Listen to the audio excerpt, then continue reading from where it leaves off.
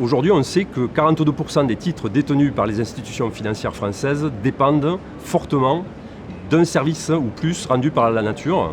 Et donc, si la nature venait à disparaître, le système bancaire pourrait être déstabilisé.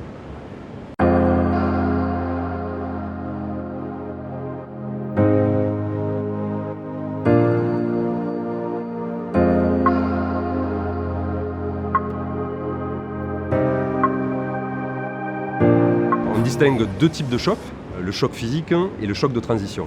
Le choc physique, il est lié à la dégradation d'un service rendu par la nature. Par exemple, on sait que les insectes pollinisateurs, comme les papillons, les abeilles ou d'autres insectes, sont en déclin.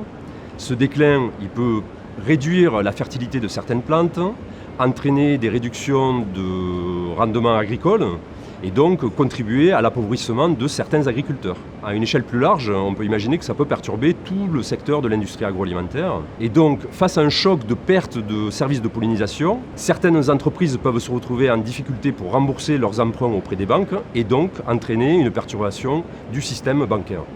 Le deuxième type de choc, c'est le choc de transition vers une économie positive pour la biodiversité. Ça peut être l'introduction d'une nouvelle loi, un changement de pratique des consommateurs plus respectueux de la nature, ou l'introduction d'une nouvelle technologie qui réduit la perte de biodiversité. Et tout cela, ça peut mettre en difficulté les entreprises les moins respectueuses de la nature. Donc face à un choc de transition comme ça, ces entreprises, elles doivent modifier radicalement leur mode de production, leurs investissements, et sinon ça peut avoir des conséquences financières importantes, et d'autant plus si elles sont endettées auprès de banques qui risquent à leur tour d'être en difficulté si leurs emprunts ne sont pas remboursés. Mais ce qu'il faut retenir, c'est que quel que soit le type de choc, si la problématique est généralisée, à ce moment-là, c'est l'ensemble du système financier qui risque d'être perturbé ou déstabilisé.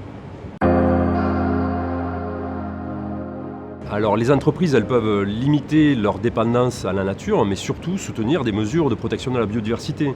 Parce qu'avec la protection de la biodiversité, les services dont elles dépendent sont maintenus et cela assure la pérennité de leur activité et la stabilité du système financier. Les pouvoirs publics, ils peuvent accompagner les entreprises les plus destructrices de la biodiversité dans l'arrêt ou la reconversion de leurs modes de production les plus nocifs.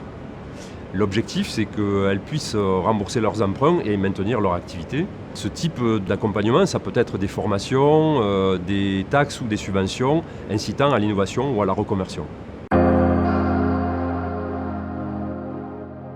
Les régulateurs financiers doivent inciter les banques à tenir compte du rôle joué par la biodiversité. Plus les écosystèmes sont dégradés, moins ils contribuent au bon fonctionnement de l'économie.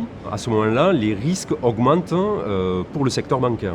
Donc les banques, elles ont intérêt à identifier les problématiques de dépendance et d'impact vis-à-vis de la biodiversité des entreprises qu'elles financent pour éviter d'être exposées à leur tour à des risques de perturbation.